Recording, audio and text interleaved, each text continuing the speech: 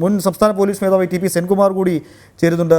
Shri Senkumar sir, താങ്കൾക്ക് കേൾക്കാൻ സാധിക്കുന്നുണ്ടെങ്കിൽ കഴിഞ്ഞ ഏതാനും മണിക്കൂറുകളായി മുഴുവൻ ചർച്ച ചെയ്യുന്നതും ആളുകൾ പ്രതികരിക്കുന്നതുമൊക്കെ തൃശ്ശൂർ പൂരത്തിലെ പോലീസിൻ്റെ ഇടപെടലാണ്.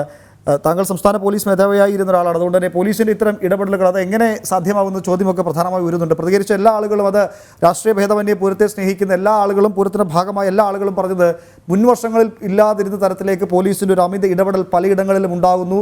അവിടെ എത്തുന്ന ഭക്തരെ തടയുന്നു, ഒരാൾക്കും അങ്ങോട്ട് കയറാൻ സാധിക്കാത്ത രീതിയിൽ ബാരിക്കേഡുകൾ സ്ഥാപിക്കുന്നു, പൂരവുമായി ബന്ധപ്പെട്ട ചടങ്ങുകൾക്ക് വിലക്കേർപ്പെടുത്തുന്നു, വിളക്കുമാടത്തിൽ വിളക്ക് കത്തിക്കാൻ എത്തുന്ന ആളുകളെ തടയുന്നു, ഇലഞ്ചിത്തറ മേളം നടക്കുമ്പോൾ അവിടെ എത്തുന്ന വടക്കുന്നാഥ ക്ഷേത്രത്തിലെ മേൽശാന്തിയെ തടയുന്നു. അങ്ങനെ എല്ലായിടത്തും പോലീസിന്റെ ഇടപെടൽ അത് പൂരത്തെ തകർക്കുന്ന രീതിയിലാണ് എന്ന് ഏതെങ്കിലും രാഷ്ട്രീയ നിറം വെച്ചല്ല പറയുന്നത്. പൂരത്തെ സ്നേഹിക്കുന്ന എല്ലാവരും വാക്കിൽ പറയുന്ന ാണ്. താങ്കൾ എങ്ങനെയാണ് ഇതിനെ നോക്കിക്കാണുന്നത്? ഇതിന് രണ്ട് തലമാണുള്ളത്. ഒന്ന്, വെടിക്കെട്ട് നടക്കുന്നതിന്റെ 100 മീറ്റർ ചുറ്റളവിൽ ആരും ഇല്ലാതിരിക്കാൻ അവരുടെ സുരക്ഷയ്ക്ക് വേണ്ടി നടപടിയെടുക്കാൻ പോലീസിന് അധികാരമുണ്ട്. അതവർ ചെയ്യണം. പക്ഷേ ആചാരങ്ങളിൽ ഇടപെടാൻ പോലീസിന് അധികാരമില്ല. അവിടെ നിങ്ങളുടെ ടി വിയിൽ കൃത്യമായിട്ട് കാണും, അങ്കിത് അശോക് എന്ന് പറയുന്ന കമ്മീഷണർ അവിടേക്ക് കൊണ്ടുവരുന്ന കുടമാറ്റത്തിനുള്ള രാമന്റെ അത് തടയുന്നുണ്ട്. അങ്കിത് അശോകിനെതിരെ ആക്ച്വലി സെക്ഷൻ 153A 295 295A 296 ഈ സെക്ഷൻസ് അനുസരിച്ച് അങ്കിത് അശോക് കമ്മീഷണർക്കെതിരെ ഒരു കേസ് രജിസ്റ്റർ ചെയ്യിപ്പിക്കണം. രണ്ട്, ഇത്തരം കാര്യങ്ങളെപ്പറ്റി ദേവസ്വം ബോർഡ് ബെഞ്ചിലേക്ക് ഇതിന്റെ വീഡിയോ അടക്കം, ഇതിന്റെ കാര്യങ്ങൾ ഉണ്ടായിരുന്ന അവിടെ ഉണ്ടായ തടസ്സങ്ങളും ബാക്കി കാര്യങ്ങളും അടക്കം ദേവസ്വം ബെഞ്ചിലേക്ക് ഒരു പെറ്റീഷൻ PHP അതുപോലുള്ള ആരെങ്കിലും ഫയൽ ചെയ്യണം. പക്ഷെ ആദ്യം ചെയ്യേണ്ടത് ഈ കമ്മീഷണർക്കെതിരെ ഒരു കേസ് രജിസ്റ്റർ ചെയ്യുകയാണ്. കമ്മീഷണർ ശരിക്കും നിയമവിരുദ്ധമായിട്ടാണ് ചെയ്തിരിക്കുന്നത്. അയാൾക്ക് അവിടെ 100 മീറ്ററിൽ ആൾ വരാതിരിക്കാൻ നോക്കാൻ മാത്രമേ അധികാരമുള്ളൂ. അതല്ലെങ്കിൽ അവിടെയുള്ള ആചാരങ്ങളിൽ ഇടപെട്ട് അവിടെയുള്ള കുടമാറ്റം തടയാനോ അല്ലെങ്കിൽ കുടമാറ്റത്തിന് കൊണ്ടുവരുന്ന സാധനം ഇന്നതായിരിക്കണം എന്ന് പറയാനോ ഒന്നും അയാൾക്ക് അധികാരമില്ല. അപ്പൊ അയാൾക്ക് ഇല്ലാത്ത അധികാരം പ്രയോഗിച്ചിരിക്കുകയാണ്. അതുകൊണ്ട് അത് ഏത് കമ്മീഷണർ ആയാലും ഏത് DGP ആയാലും അതൊന്നും നിയമപരമായിട്ടുള്ള അധികാരങ്ങളല്ല. അതുകൊണ്ട് തന്നെ തീർച്ചയായിട്ടും കേസെടുക്കേണ്ടതാണ്.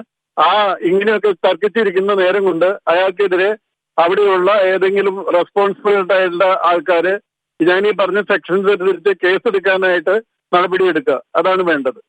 സാർ, ഒറ്റ കാര്യം കൂടി, ഇത് തൃശ്ശൂർ പൂരം പോലെ ഇത്ര വലിയ ആഘോഷപൂർവ്വം നടക്കുന്ന, കേരളം മുഴുവൻ ഉറ്റുനോക്കുന്ന അല്ലെങ്കിൽ ലോകം മുഴുവൻ ഉറ്റുനോക്കുന്ന ഈ ഒരു ചടങ്ങിൽ ഒരു അങ്കിത് അശോക് എന്നൊരു ഉദ്യോഗസ്ഥന് മാത്രമായി ഇത്തരം തീരുമാനങ്ങൾ എടുക്കാൻ കഴിയും. അദ്ദേഹത്തിൻ്റെ വീഴ്ചയായി മാത്രം ഇതിനെ കാണാൻ സാധിക്കും. അദ്ദേഹം കാണിച്ചത്, അദ്ദേഹത്തിൻ്റെ പെരുമാറ്റം മുഴുവൻ അക്ഷരാർത്ഥത്തിൽ താങ്കൾ പറഞ്ഞ പോലെ അത് നീതീകരിക്കാൻ കഴിയാത്തതാണ്.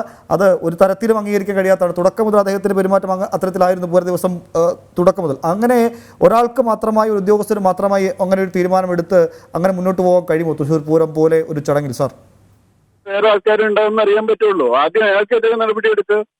ഇത് കരച്ചിലല്ലാതെ നടപടിയൊന്നുമില്ലല്ലോ. TV-യിൽ കുറച്ചു നേരം കറിയും, വേറെ കുറച്ചു നേരം കറിയും. ഒരു നിയമപരമായിട്ട് ഒരു നടപടിക്ക് പോലും ആരും തയ്യാറല്ലെങ്കിൽ പിന്നെ എന്താണ്?